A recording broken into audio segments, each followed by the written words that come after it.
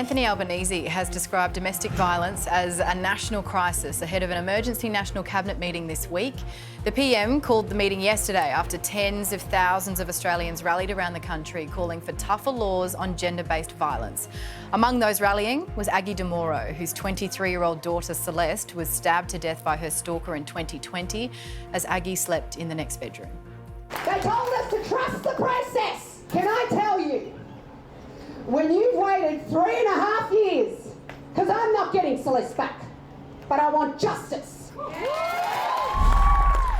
The anger there is palpable. Aggie joins us now. Aggie, I think that I speak for everyone around the country. There is so much to be angry about right now. What are you the most angry about? If we look at what the rally was about, listening to our Prime Minister,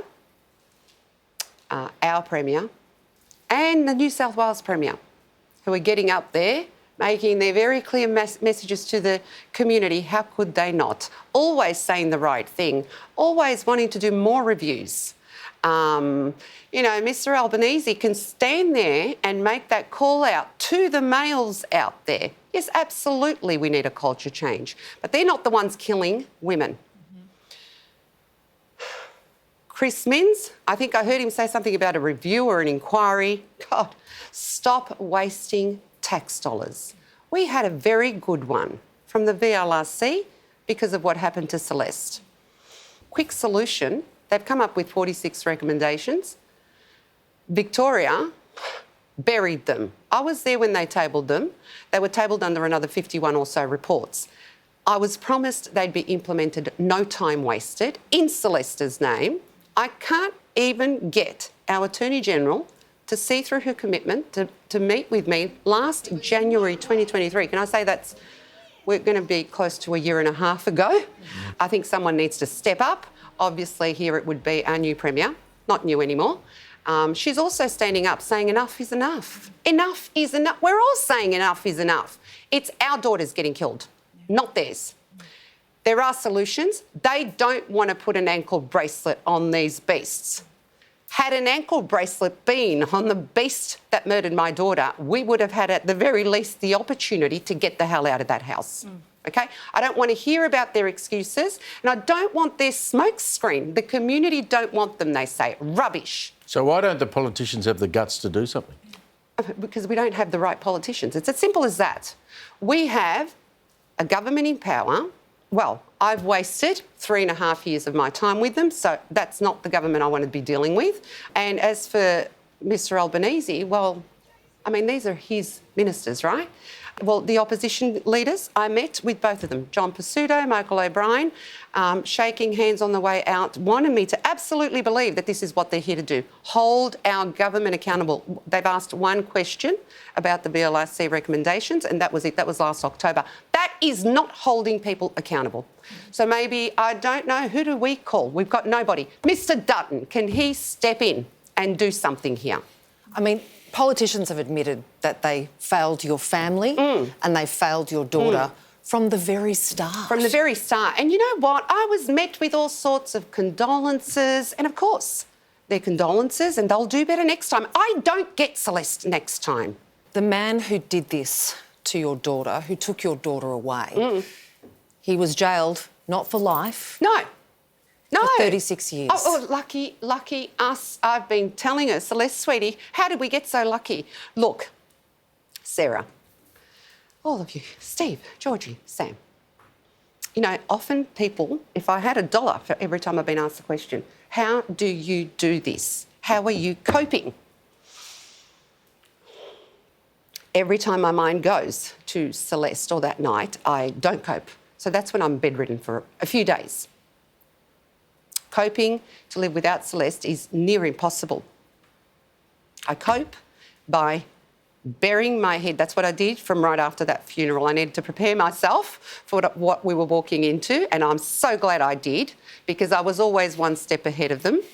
Because our daughters get murdered, we are forced to trust in the process, first by approaching the police. Gosh, right now, you ask me, I've had young women ask me, do I go to the police? I don't want them to ask me. I tell them to turn to mum and dad, please. What happened when you first went to the police, when you first had this man stalking your daughter? The first time, most people know this, I've done plenty of interviews, we were turned away. He hadn't committed a crime. Well, now he has. I hope they're happy. What do you want to see? I'll tell you what. It's so simple. We all pay tax dollars. They decide where they want to allocate them. They refuse to monitor these beasts. We're talking, you want women. And this is not at all Celeste's situation. Let's talk about the women now. To approach a police station, let you know they're in fear. This is what we're telling victims, right? You need to leave the situation. They approach. They tell you they're in fear. But then you do what? What they need to do, Steve? Put the damn ankle bracelet on them. Correct. The excuse, and I was given reasons, not to mention those legal experts that gave their reasons as to why they're against it. Remember this, a breach of an intervention order does not mean that that person is an offender at that point, okay? So it would invade his or her civil liberties and freedom of movement. And what I said, I couldn't care less about their freedom. His freedom of movement put Celeste 6 feet under.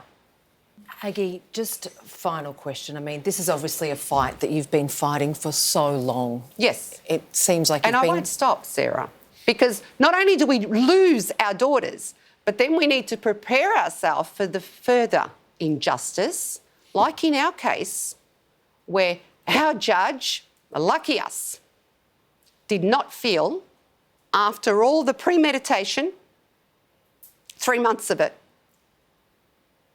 after downloading the floor plan to pinpoint her room, finding our address on Google Maps apparently, after 23 stabs, 23 photos, there are so many facts.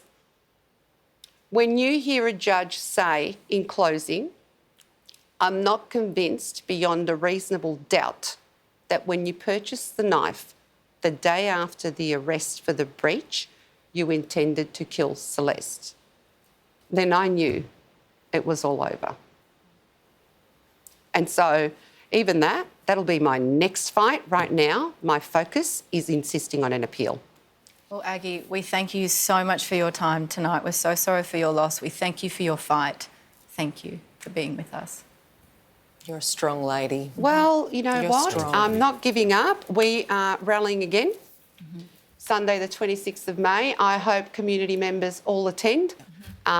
Also, we've got a new Facebook group, Celeste's Ride for Justice. Anyone can join it and support us. And that change.org petition to insist on an appeal. For national 24-hour counselling as well, helpline and support, you can always call 1800-RESPECT as well on 1800 737 732.